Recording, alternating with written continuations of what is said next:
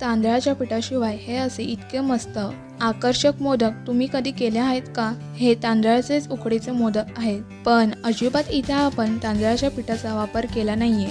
तरी सुद्धा हे असे इतके मस्त आकर्षक असे तयार झाले. बऱ्याचदा आपल्या घरामध्ये तांदळाचे पीठ किंवा मोदकाचं पीठ उपलब्ध नसतं, तर अशा वेळी आपण तांदळाचे पीठ न वापरता घरामध्येच उपलब्ध असलेल्या तांदळापासून हे असे इतके मऊ लुसलुशीत कळीदार मोदक कसे तयार करू शकतो हे पाहणार आहोत. नमस्कार, मी सिद्धी. तुमच्या सगळ्यांचं खूप खूप मनापासून स्वागत. मी इथे या आपल्या नेहमीच्या आमटीच्या वाटीने एक वाटी हे इंद्रायणी तांदूळ घेतले. इंद्रायणी तांदूळ सुवासिक असतात, त्याचबरोबर त्याला भरपूर असा चिकटपणा असतो, त्यामुळे मी इंद्रायणी तांदळाचा वापर केलेला आहे.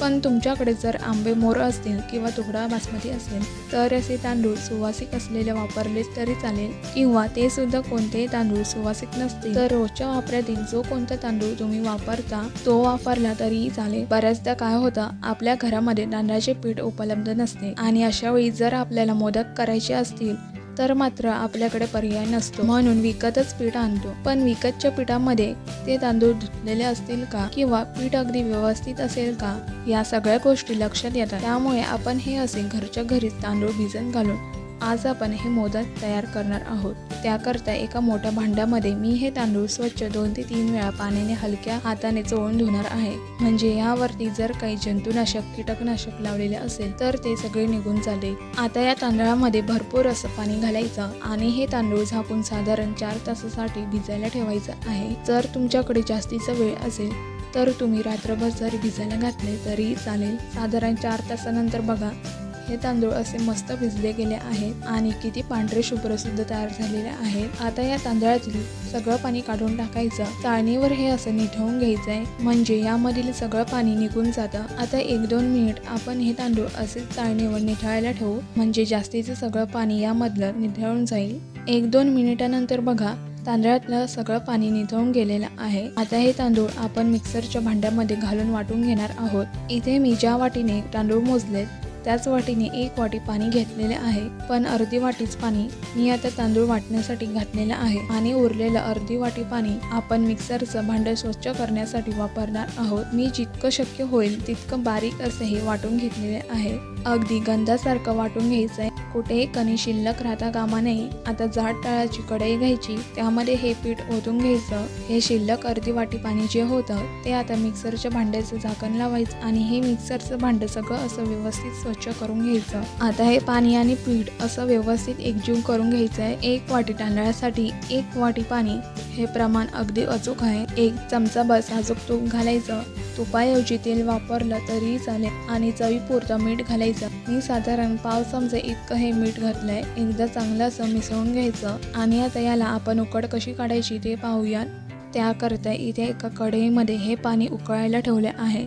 त्यामध्ये एक स्टँड ठेवलंय. आपल्याला डबल बॉइलिंग मेथडने या पिठाला उकड काढायची आहे. तुम्ही डायरेक्ट गॅसवर जर हे भांडं ठेवलं तरीही चालेल, पण तळाशी बऱ्याचदा पीठ करपण्याची शक्यता असते, म्हणून हे असं डबल बॉइलिंग मेथडने जर आपण उकड घेतली तर पीठ अजिबात करपत नाही किंवा कढईच्या तळाशी सुद्धा चिकटलं जात नाही. साधारण 1-1.5 मिनिटामध्ये बघा, ही आपली उकड छान अशी तयार होत आली आहे. पीठ हळूहळू घट्ट होत जातं. फक्त आपल्याला तळापासून असं हे सतत हलवायचं आहे. जर हलवलं नाही तर मात्र पिठाच्या गुठळ्या होऊ शकतात, म्हणून हे असं सतत हलवत राहायचं. आपल्याला हा असा घट्ट गोळा होईपर्यंत साधारण 1-1.5 मिनिट असं करून घ्यायचं आहे. आता गॅस बंद केला, झाकण ठेवलं आणि हे असं साधारण 5-6 मिनिटं झाकण ठेवून देणार आहोत. तोवर इथे आपण मोदकाचं जे सारण आहे ते बनवतोय. 1 चमचा तूप घातलं, अर्धा चमचा त्यावर खसखस घातली. खसखस हलकीशी अशी तुपावर परतून घेतली. त्यानंतर 1 वाटी अगदी गच्च भरून, म्हणजे खूप बऱ्यापैकी दाबून ओल्या नारळाचं खोबरं घेतलंय. ज्या वाटीने तांदूळ मोजलेत त्याच वाटीने मी ओलं खोबरं घेतलंय आणि अर्धी वाटी गूळ घेतलेला आहे.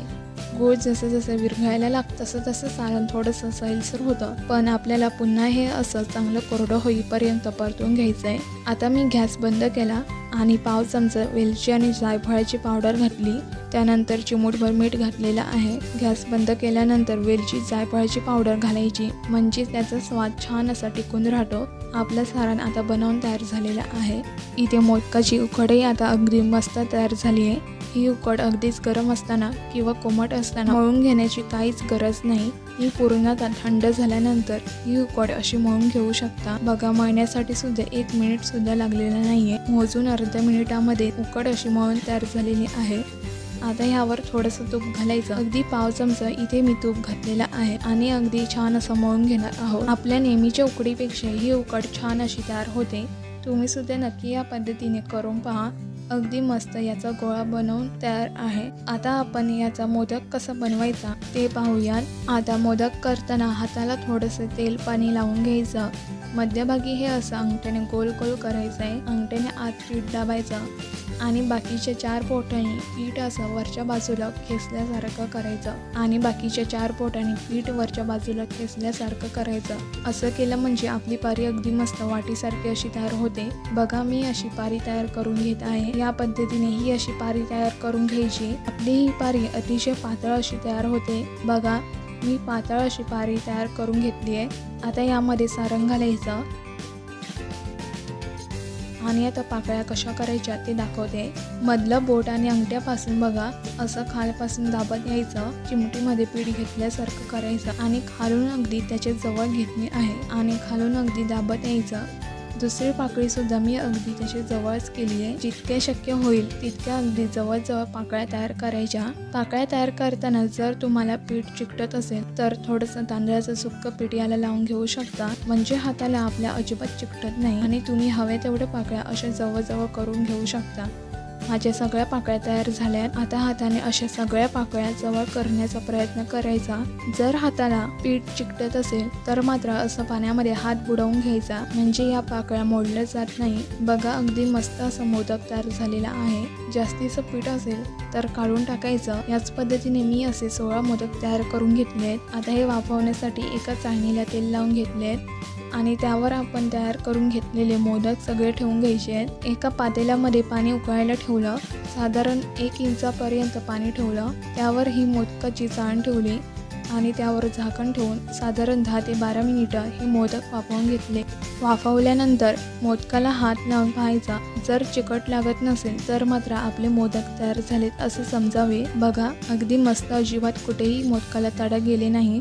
सगळेच मोदक आपले हे असे बनवून तयार झाले आणि यावर भरपूर असं साजूक तूप सोडायचं आणि आपले हे मोदक नैवेद्यासाठी तयार झालेत आणि हे मोदक अगदी छान मस्त असे मऊ लुसलुशीत तयार होतात. तुम्ही सुद्धा या पद्धतीने उकड बनवून हे असे मोदक तयार करून पहा व तुमचा अनुभव माझ्यासोबत शेअर करा. रेसिपी आवडली तर प्लीज एक लाईक करा आणि तुमच्या मित्रमैत्रिणींना नातेवाईकांना जास्तीत जास्त शेअर करा. अशा छान छान रेसिपीज पाहण्यासाठी सिद्धीज किचनला सबस्क्राईब करा व बाजूला असलेले बेल आयकॉन सुद्धा नक्की प्रेस करा. अशा छान छान रेसिपीजचा पुन्हा लवकरच भेटूया.